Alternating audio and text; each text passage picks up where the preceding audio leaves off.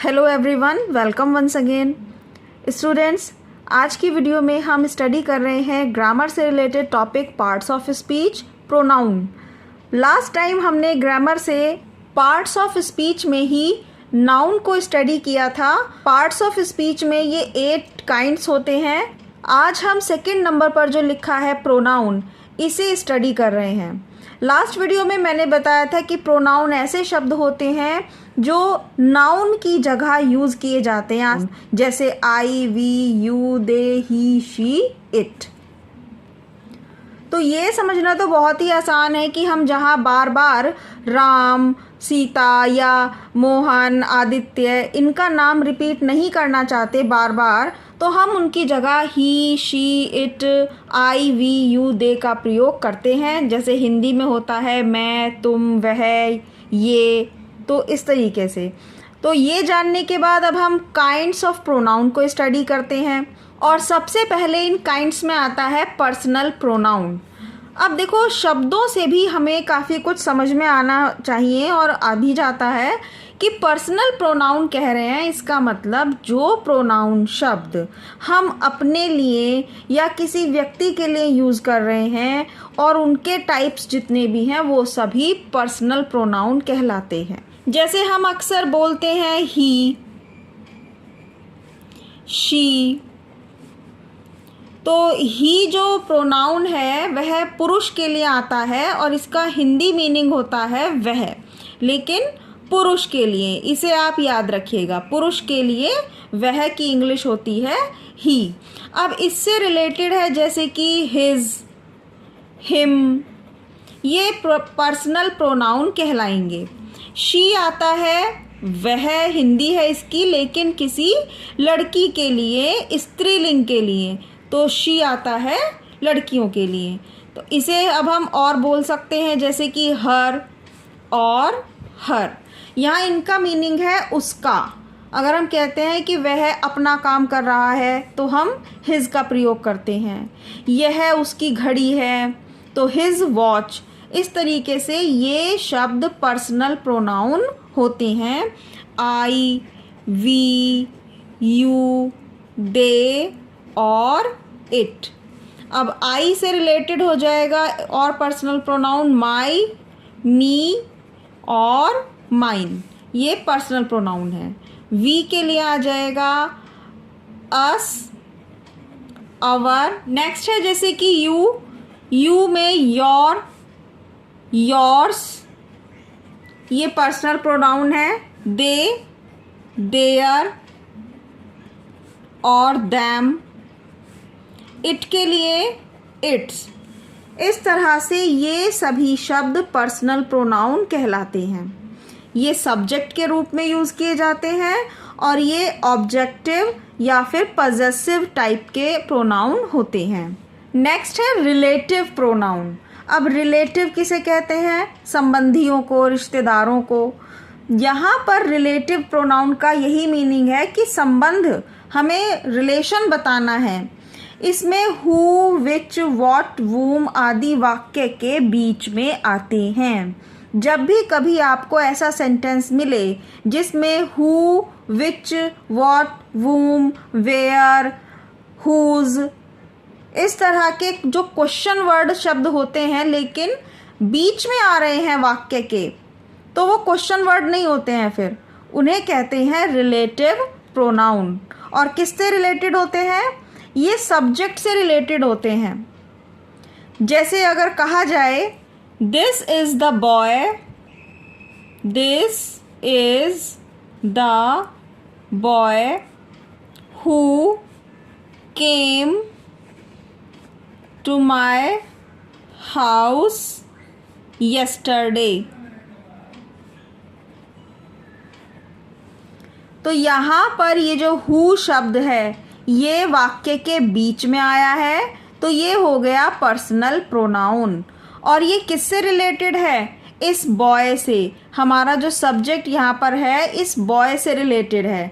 This is the boy, यह वह लड़का है।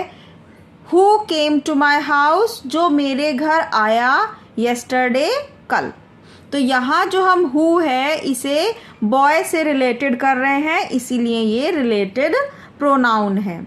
और याद रखिएगा शॉर्ट में भी कि वाक्य के बीच में अगर कोई क्वेश्चन वर्ड होता है तो उसे रिलेटिव प्रोनाउन कहते हैं और उसका रिलेशन स्टार्टिंग में किसी बात से होता है। प्रोनाउन में नेक्स्ट टाइप है इंटेरोगेटिव प्रोनाउन, प्रश्नवाचक शब्द।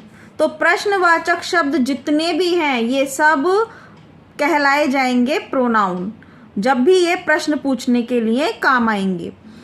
What, when, why, where, whom, अभी अभी हमने रिलेटिव प्रोनाउन में भी इन्हीं सबको पढ़ा है, लेकिन आई होप आप इनके डिफरेंस को समझ रहे होंगे कि ये वाक्य के शुरू में आएंगे तो ये इंटेरोगेटिव प्रोनाउन बन जाएंगे, और अगर ये वाक्य के बीच में आते हैं तो ये रिलेटिव प्रोनाउन है। आई होप आप समझ रहे होंगे अच्छी तरह से कि वाक्य के बीच में जो क्वेश्चन वर्ड है वो रिलेटिव प्रोनाउन है, और जब यही शब्द वाक्य के शुरू में आएगा तो ये इंटेरोगेटिव प्रोनाउन कहलाएगा। नेक्स्ट है डिमॉन्स्ट्रेटिव प्रोनाउन। डिमॉन्स्ट्रेटिव का मीनिंग है कि किसी एक पर्टिकुलर चीज़ को आप संकेत करके, इशारा करके बता रहे हो। इनमें ये शब्द याद रखिएगा, डिमॉन्स्ट्रेटिव प्रोनाउन कौन कौन से होते हैं, दिस, दैट, दीज, दोज। बस थोड़ा सा आपको रटना भी पड़ सकता है कि demonstrative pronoun this, that, these, those, क्योंकि ये किसी की तरफ इशारा करते हुए बताए जाते हैं। दिस इज़ द पेन, यह एक पेन है। दैट इज़ माई बुक, वह मेरी किताब है। दीज आर फ्लावर्स, ये फूल हैं। दोज आर एप्पल्स, वे सेब हैं। तो इस तरीके से ये किसी की तरफ पॉइंट आउट करते हुए बताए जाते हैं। Demonstrative pronoun this, that, these, those. Next है डिस्ट्रीब्यूटिव प्रोनाउन। डिस्ट्रीब्यूटिव, डिस्ट्रीब्यूट करना, हर एक व्यक्ति को सामान देना। तो हर एक एक चीज़ जो आ जाए उसे कहते हैं डिस्ट्रीब्यूटिव प्रोनाउन, प्रत्येक के लिए। अब इंग्लिश में ऐसे शब्द कौन से हैं, एवरी, ईच, ईदर और नीदर। प्रत्येक व्यक्ति, प्रत्येक वस्तु के लिए जो शब्द प्रयोग किया जाता है वह डिस्ट्रीब्यूटिव प्रोनाउन है। एवरी, हर एक, इसकी हिंदी होती है एवरी, यानी कि हर एक, प्रत्येक। ईच, एक एक, बिल्कुल एक एक व्यक्ति को। ईच वन, हर एक को। ईदर, ईदर मीन्स भी यही है कि हर एक को, किसी एक को। और नीदर, नीदर मतलब किसी भी एक को नहीं। बस ये पॉजिटिव सेंस में है ईदर, और नीदर का मतलब है नेगेटिव सेंस में। तो ईदर मीन्स हर एक, और इस नीदर का मीनिंग किसी एक को भी नहीं। आई होप इस तरह से आप ये 3-4 शब्द याद रखिएगा कि distributive pronoun every, each, either, neither. Next है इनडेफिनिट प्रोनाउन। इनडेफिनिट का मीनिंग है जो निश्चित नहीं होता, जिसका ये पता ना चले ठीक से कि कितना कह रहे हैं। तो जिस शब्द से किसी निश्चित वस्तु का पता ना चले वो हो गया इनडेफिनिट प्रोनाउन। सम, अदर, वन। सम कुछ, थोड़ा। अदर यानी कि दूसरा, और वन एक, प्रत्येक के लिए आएगा। ये वन का मीन्स कि हर एक को, हर किसी को, ऐसे जो बोलते हैं हर किसी को, तो ये आ गया इनडेफिनिट में कि किसी को भी ये काम नहीं करना चाहिए। अक्सर हम ऐसे बोलते हैं हिंदी में कि किसी को भी झूठ नहीं बोलना चाहिए। तो किसी को, तो ये जो किसी शब्द है यहाँ पर ये वन के लिए आएगा, तो ये है इनडेफिनिट। हम कहते हैं कि ना किसी को भी झूठ नहीं बोलना चाहिए, तो उसमें हम पर्टिकुलर किसी एक व्यक्ति को नहीं कह रहे हैं, हम किसे कह रहे हैं, ये एक इनडेफिनिट है, अनिश्चित है कि हम किसकी तरफ पॉइंट आउट करके कह रहे हैं। और नेक्स्ट है नंबर 7 पर रिफ्लेक्सिव प्रोनाउन। अब लास्ट में ये 2 प्रोनाउन हैं ऐसे जो थोड़ा सा कन्फ्यूज़न क्रिएट कर सकते हैं, लेकिन आप ध्यान से इस वीडियो में समझिएगा, बिल्कुल कन्फ्यूज़न नहीं होगा। रिफ्लेक्सिव प्रोनाउन ये वो चीज़ है जिसमें माय, अवर और योर, ये जो पर्सनल प्रोनाउन होते हैं उनमें सेल्फ शब्द लग जाता है। इनका मीनिंग होता है स्वयं, जैसे माई सेल्फ, मैं खुद, अपने आप में। अवर सेल्फ, हम, यानी कि हम स्वयं। योर सेल्फ, तुम अपने आप, तुम स्वयं, तो ये शब्द इनमें लग जाता है, लेकिन इनका यूज़ कैसे करना है। हिंदी में इन शब्दों को स्वयं, अपने आप कहा जाता है। आई हिड माई सेल्फ, मैंने छुपा लिया स्वयं को, अपने आप को। She went to market herself, वह मार्केट गई, हर सेल्फ, अपने आप। और लास्ट इसी की तरह है ये एम्पैथेटिक प्रोनाउन। और इस एम्पैथेटिक प्रोनाउन में हम किसी बात पर जोर डालकर कहते हैं, बात पर जोर डालकर कहने के लिए इसका प्रयोग करते हैं। My self, her self, your self आदि। यह शब्द प्रोनाउन के साथ लिखा हो तो एम्पैथेटिक प्रोनाउन होता है। अंतर करने के लिए बहुत ही सिंपल तरीका है कि देखिए, बात इसमें भी वही आती है। I myself did this work, मैंने स्वयं यह काम कर लिया। She herself cook the food, उसने अपने आप खाना बनाया। अब दोनों ही तरफ जो अभी हमने रिफ्लेक्सिव प्रोनाउन पढ़ा और जो एम्पैथेटिक प्रोनाउन पढ़ा, दोनों में सेम बातें हैं, लेकिन इनका सबसे आसान डिफरेंस क्रिएट करने का तरीका ये है कि एम्पैथेटिक में सब्जेक्ट के साथ ही ये शब्द लिखा है, my self, her self. She के साथ ही हर सेल्फ लिखा है, तो ये एम्पैथेटिक है। और अगर आई के साथ ना लिखकर आगे कहीं वाक्य में लिखा है माई सेल्फ, तो ये है रिफ्लेक्सिव प्रोनाउन है। अगर साथ में लिखा है, दोनों साथ में लिखे हैं, I myself, she herself, you yourself, तो एम्पैथेटिक। और वाक्य में कहीं आगे जाके लिखा है तो ये बन गया रिफ्लेक्सिव। आई होप आपको ये बात समझ में आई होगी स्टूडेंट्स। तो कमेंट करके बताइए और वीडियो को लाइक करना, चैनल को सब्सक्राइब करना नहीं भूलिएगा। आगे हम इस वीडियो में एक्सरसाइज के थ्रू, जैसा कि क्वेश्चन पेपर में आना है, इसे समझ लेते हैं। दीज आर बर्ड्स, तो आपको याद होगा दीज किस में आया था, डिस्ट्रीब्यूटिव प्रोनाउन में या डिमॉन्स्ट्रेटिव प्रोनाउन में।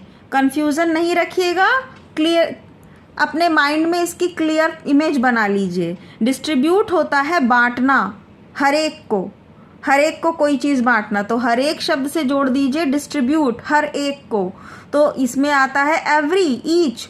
जबकि दीज बर्ड्स हम इशारा करते हुए बोल रहे हैं कि ये चिड़िए हैं, तो ये है demonstrative pronoun. It was a cat, it एक पर्सनल प्रोनाउन है। He, she, it, I, we, you, they सब क्या हैं, पर्सनल प्रोनाउन। अब यहाँ पहचान कर बताइए, she her self will do this work. अब यहाँ कौन सा प्रोनाउन हो सकता है? अभी हमने स्टडी किया है, ये एम्पैथेटिक है या रिफ्लेक्सिव है, क्योंकि यह शी के जस्ट साथ में लिखा है, प्रोनाउन के ठीक बराबर में है, तो हम इसे कहेंगे एम्पैथेटिक प्रोनाउन, क्योंकि ये इस शब्द के साथ ही लिखा है। वाक्य में जोर डालकर बोला गया है कि वह यह कार्य स्वयं कर लेगी। एम्पैथेटिक प्रोनाउन शी के साथ लिखा है। नेक्स्ट है the girl who danced was Reena, लड़की जिसने नाचा, डांस किया, वो कौन थी? रीना। तो ये हु शब्द वाक्य के बीच में आया है, इसीलिए ये इंटेरोगेटिव नहीं है। कौन सा है ये? Relative pronoun. संबंध बता रहा है कि जो नाची थी लड़की वो कौन थी? रीना। ये वाक्य के बीच में है तो प्रश्नवाचक नहीं है, रिलेटिव प्रोनाउन है। नेक्स्ट है गिव मी योर बुक, तो योर शब्द है इसमें, ये हो गया personal pronoun. This is a black bird, यह काली चिड़िया है, कौन सा प्रोनाउन है? Distributive, demonstrative? डिमॉन्स्ट्रेटिव। हम इशारा करके बता रहे हैं कि यह काली चिड़िया है। नेक्स्ट है हु ब्रोक दिस ग्लास, किसने तोड़ा यह ग्लास?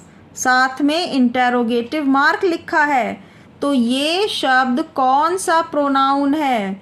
Interrogative pronoun.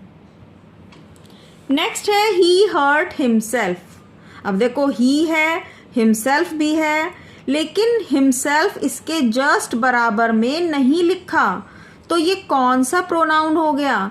ये है रिफ्लेक्सिव प्रोनाउन। अगर ये हिमसेल्फ बराबर में होता बिल्कुल यहाँ इसके साथ तो होता एम्पैथेटिक, लेकिन अब ये दूर लिखा है इससे, तो ये है रिफ्लेक्सिव प्रोनाउन।